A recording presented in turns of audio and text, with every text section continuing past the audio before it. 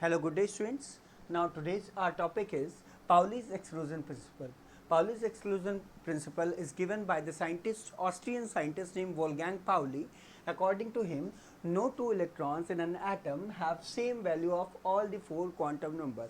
उनका ये कहना था कि किसी भी एटम में प्रेजेंट दो इलेक्ट्रॉन्स के लिए सारे क्वांटम नंबर्स की वैल्यू सेम नहीं होगी. देखिए कैसा क्या है. तो अगर फॉर एग्जांपल अगर हम देखें, हम देख लेते हैं किसको, बेरिलियम को देख लेते हैं.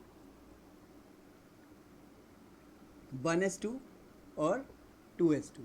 तो ये देखिए 2s2 ऑर्बिटल है, इसमें एक इलेक्ट्रॉन ऐसे हो गया और एक इलेक्ट्रॉन ऐसे हो गया 2s2 ऑर्बिटल में. तो लिखते हैं n की वैल्यू फर्स्ट इलेक्ट्रॉन के लिए, इस वाले इलेक्ट्रॉन के लिए, और ये सेकंड इलेक्ट्रॉन.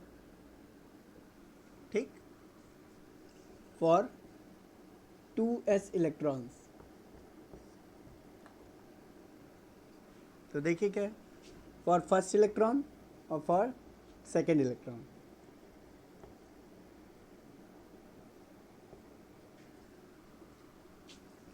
तो देखिए क्या होगा, n की वैल्यू यहाँ पर हो जाएगी 2, n की वैल्यू यहाँ पर भी 2, l की वैल्यू s सबशेल के लिए 0, यहाँ पर भी 0, m की वैल्यू 0, यहाँ पर भी m की वैल्यू 0, और यहाँ पर क्लॉकवाइज स्पिन है तो प्लस हाफ वैल्यू, और एंटी क्लॉकवाइज स्पिन है तो माइनस हाफ वैल्यू. तो देखिए हमने ये कहा था कि चारों क्वांटम नंबर्स की वैल्यू सेम नहीं हुई. इन तीनों की भले ही सेम है लेकिन चौथी क्या हो गई, अलग हो गई. और ऐसा क्यों होता है, क्योंकि जो इलेक्ट्रॉन्स हैं उनकी स्पिन जो है वो हमेशा अपोजिट होती है. इस वजह से तो देखिए हमने यहाँ पर क्या किया, हमने एक ही ऑर्बिटल के इलेक्ट्रॉन्स ले रखे. तो देखिए अपोजिट स्पिन की वजह से हमेशा चारों क्वांटम नंबर्स की वैल्यू सेम नहीं होगी. ये इस चीज़ को आपको यहाँ पर ध्यान रखना होगा. और बस ये छोटा सा लॉ है, इसमें ऐसा कुछ नहीं. इसका एप्लीकेशन क्या है, क्या यूज़ है इसका. पाउलिस एक्सक्लूजन प्रिंसिपल ने ही हमें ये इनेबल कराया कि किसी शेल में कितने मैक्सिमम इलेक्ट्रॉन्स होते हैं. तो किसी शेल में मैक्सिमम 2n स्क्वायर इलेक्ट्रॉन हो सकते हैं. सब शेल में कितने होंगे, n इलेक्ट्रॉन्स हो जाएंगे. ठीक, maximum electron in an orbital,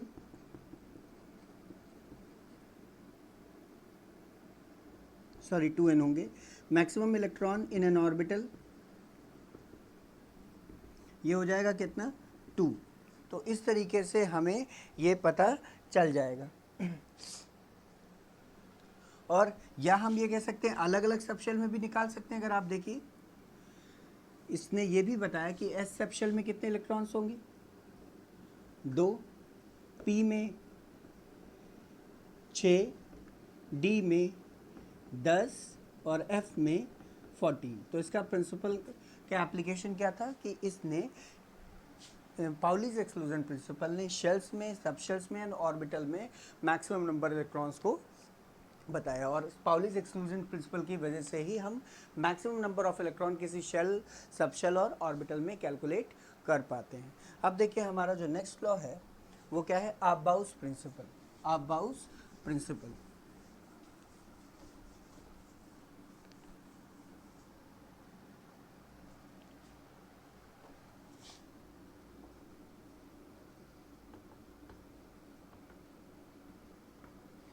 आबाउ जो है वो एक साइंटिस्ट का नाम नहीं. आबाउ एक जर्मन वर्ड है जिसका मतलब होता है टू बिल्ड अप.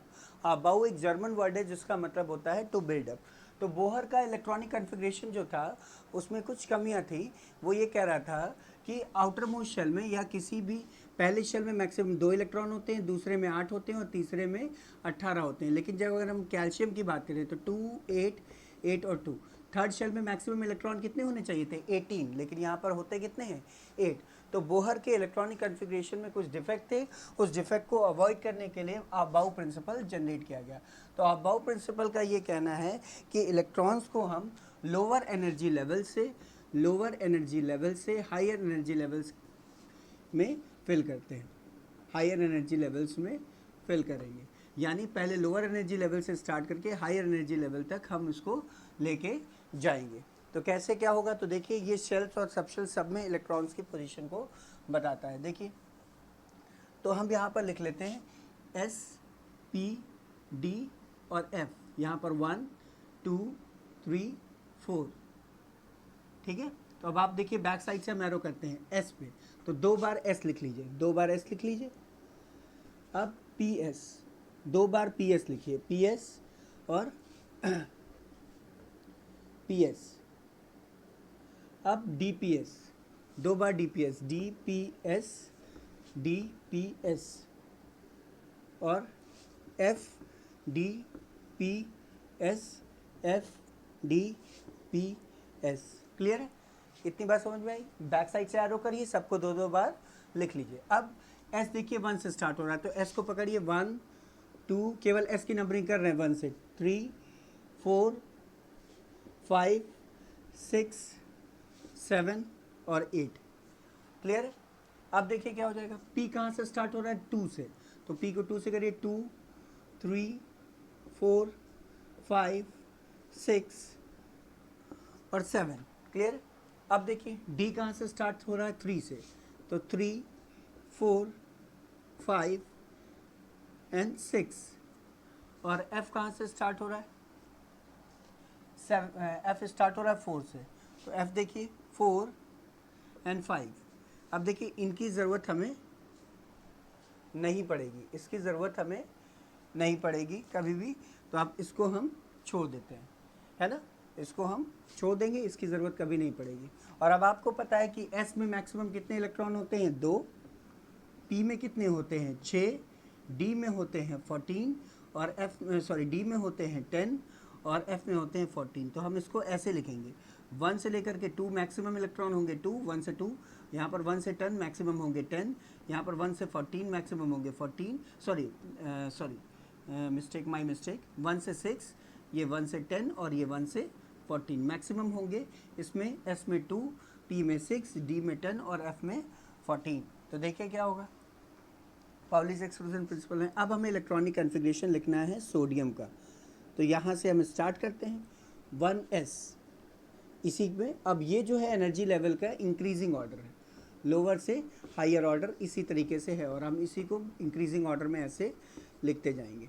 तो पहले हम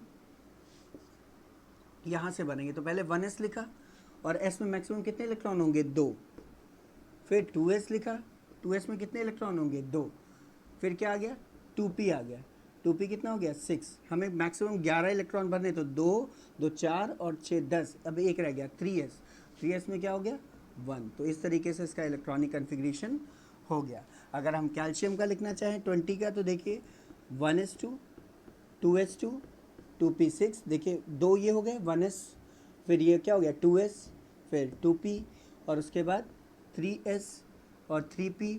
अगर आप देखिए 18 हो गए, 2 2 4 2 4 6 10 2 12 और 6 18, 3p 6 और उसके बाद लास्ट में आया 4s और इसमें क्या हो गया 2। तो देखिए 2 2 4 6 10 2 12 6 18 2 20, तो 20 इलेक्ट्रॉन हो गए। तो इसी तरह से हम इलेक्ट्रॉन का इलेक्ट्रॉनिक कॉन्फ़िगरेशन भरते हैं। जो ग्रुप डी एलिमेंट्स हैं, जैसे स्कैंडियम हो गया या टाइटेनियम हो गया,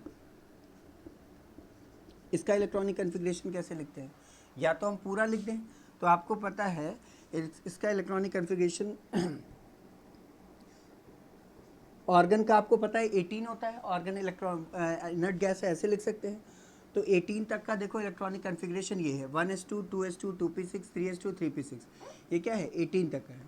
उसके बाद आएगा 4s और 3d, 4s और 3d, तो ये 18 हो गया, 4s2 20 हो गया और 3d 2, तो ये क्या हो गया। इस तरीके से भी आप इलेक्ट्रॉनिक कॉन्फ़िगरेशन को लिख सकते हैं। तो आप-बाउ प्रिंसिपल क्या करता है, इलेक्ट्रॉन्स की फिलिंग को बताता है कि किस तरीके से हम शेल्स में, सब शेल्स में और ऑर्बिटल्स में इलेक्ट्रॉन की फिलिंग को करते हैं। तो आप-बाउ प्रिंसिपल इलेक्ट्रॉनिक कॉन्फ़िगरेशन का एक मेथड है, या इलेक्ट्रॉन्स को शेल्स में, सब शेल्स में कैसे अरेंज करते हैं उसका एक मेथड है। तो ये दोनों प्रिंसिपल आज की डेट में ख़त्म हो गए। लास्ट प्रिंसिपल हम लोग पढ़ेंगे होम्स रूल, और उसके बाद ये चैप्टर ख़त्म हो जाएगा। Okay, that's it for today students. Have a nice